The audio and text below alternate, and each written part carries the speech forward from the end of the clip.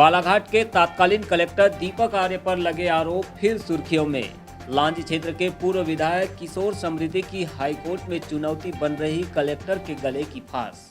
तो कलेक्टर रहते उसने पद और अधिकारों का भरपूर दुरुपयोग किया और इस मामले में अगर अपर लेवल कमेटी उसमें जांच करती है तो कलेक्टर की नौकरी जाना तय है। कलेक्टर सस्पेंड होगा, वो बचेगा नहीं। बालाघाट के तत्कालीन कलेक्टर द्वारा खुद पर लगे आरोपों की स्वयं जांच कर क्लीन चिट दिए जाने का मामला एक बार फिर सुर्खियों में है।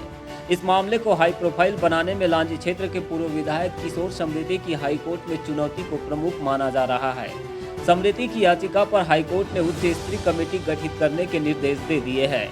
बालाघाट न्यूज से चर्चा में किशोर समृद्धि ने कहा कि तत्कालीन कलेक्टर से जुड़े इस प्रकरण में सरकार की भी गंभीर लापरवाही सामने आ रही थी, इसलिए बीच बचाव भी किया जा रहा था। लेकिन बाद में हमने हाईकोर्ट में याचिका दायर की, जिस पर अब जाकर सुनवाई हुई है।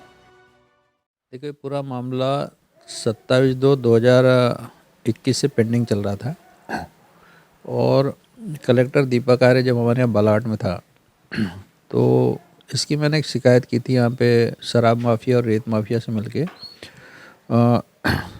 सिविल सर्विस कंडक्ट रूल का वायलेशन करके यहाँ पे रूल्स रेगुलेशन के बिना जिला प्रशासन चलाने की।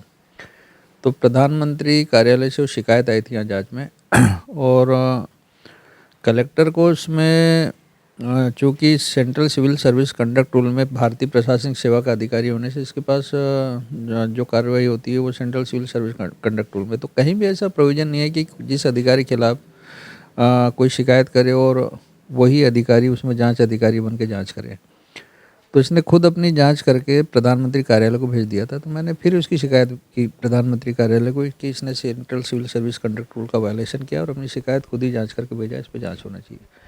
तो भारत सरकार ने चीफ सेक्रेटरी को उसमें जांच के लिए भेजा था और मैंने चाहा था कि इस मामले की सीबीआई जांच हो। तो फिर वो मामला चूँकि सरकार की लापरवाही सामने आ रही, सरकार इसको बचाना चाह रही थी, फिर हमने इसमें हाईकोर्ट पिटीशन लगाया। तो 27/2/2021 से पिटीशन पेंडिंग चल रही थी और अब जाके उस मामले में सुनवाई हुई। सरकार ने वहाँ पे बीच बचाव का काम किया, लेकिन लास्ट में चीफ जस्टिस ने उसमें जांच के आदेश दिए। किशोर समृद्धि ने इसके साथ ही जिले के रेत माफियाओं को उपकृत किए जाने पर कहा कि कलेक्टर दीपक आर्य ने ट्रेन से रेत भेजे जाने की अनुमति कैसे दी। यह एक गंभीर विषय है। अगर गौण खनिज को ट्रेन से परिवहन करने का नियम होता तो राजस्थान में आज मरुस्थल ही खाली हो जाता। फॉरेस्ट में कोई खदान नीलाम नहीं हुई, फिर इन क्षेत्रों में कैसे खुदाई हो रही है। इस मामले में भी कलेक्टर की भूमिका संदिग्ध रही है। उन्होंने डंप की अनुमति, रेत खनन के मामले में खुलकर रेत माफिया को सपोर्ट करने का आरोप लगाया है। ट्रेन से रेत भेजी गई, देखा कहीं आपने पूरे भारत में? अगर गौण खनिज को ट्रेन से परिवहन की अनुज्ञा जारी करने का कहीं नियम होता तो राजस्थान का तो मरुस्थल ही खाली हो जाता। अब तक इतनी रेत की डिमांड है भारत में। दूसरा, बालाघाट में कान्हा नेशनल पार्क के कोर जोन, बफर जोन में जो नाले हैं, नदियाँ, उसको खोद दिया। फॉरेस्ट में कोई खदान नीलाम नहीं हुई, सारी की सारी राजस्व में नीलामी। तो फिर फॉरेस्ट में अवैध खुदाई कैसे हो रही है, उस पर कार्रवाई क्यों नहीं हो रही है? दूसरा, एनजीटी की गाइडलाइन है कि नदियों के किनारे कितने दूर पे आप डंप का परमिशन दे सकते हो। तो 10 किलोमीटर तक आपको डंप का परमिशन देने का प्रावधान है। अपने नदी के किनारे सैकड़ों डंप आपने लगा दिए, ठेकेदारों ने डंप करके रखा। साथ ही उन्होंने यह भी कहा कि बालाघाट में इनके माध्यम से आंवलाझरी में देसी मदिरा भंडार गृह को ठेकेदार के घर में ही परमिट कैसे कर दिया गया। यह सब कलेक्टर की बिना अनुमति के कैसे संभव हो गया। ऐसे अनेक मामले हैं जो तत्कालीन कलेक्टर की भूमिका पर सवाल खड़े कर रही है। कुल मिलाकर समृद्धि का मानना है कि बालाघाट कलेक्टर रहते हुए दीपक आर्य ने पद और अधिकारों का भयंकर दुरुपयोग किया। यदि अपर स्तर की कमेटी इसकी जांच करती है तो उनकी नौकरी भी जाना तय है। बालाघाट में इनने, आपने देखा होगा, आंवलाझरी में देसी मदिरा भंडार गृह एक ठेकेदार के घर में इनने परमिट करवा दिया। कलेक्टर की बिना एनओसी को होता नहीं है, वो अपने आप में प्रूफ है। तीसरा यह है कि इनकी जो पत्नी है शालिनी आर्य, उसका कलेक्टर के बंगले में कलेक्टर के नाम के नीचे एक नेम प्लेट लगी हुई है कि शालिनी आर्य लैंडस्केप एंड इंटीरियर डिजाइनर। और शालिनी आर्य ने खनिज निधि के वो तमाम काम जिसको कलेक्टर ने पर्दे के पीछे से जो टेंडर जारी किया, उसमें सारा का सारा इसको क्या कहना चाहिए कि कंसल्टेंट नियुक्त करके उसमें इसने काफ़ी करोड़ और 2 करोड़ से ज़्यादा किसकी पत्नी ने फीस ली। तो पहला है कि कलेक्टर बंगले में उसकी वाइफ धंधा कैसे कर सकती है? कहाँ पे भारत सरकार में कहाँ है? ऐसा होता तो सारे अधिकारी सरकारी बंगलों में अपनी पत्नियों के नाम पे कंपनियां बना के धंधा चालू कर देते हैं।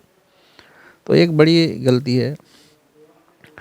तीसरी ये गलती है कि कलेक्टर रहते हुए आपने जिस तरह का आपको काम करना चाहिए, देवी तालाब आपने देखा होगा, देवी तालाब में उसने एनजीटी का सीधा आदेश है, उसके बावजूद भी उसने बचाने का काम किया। देवी तालाब बालाघाट शहर में ही उसका तोड़ने का काम नहीं हुआ, उसके चारों तरफ से अतिक्रमण हटाने का काम नहीं हुआ।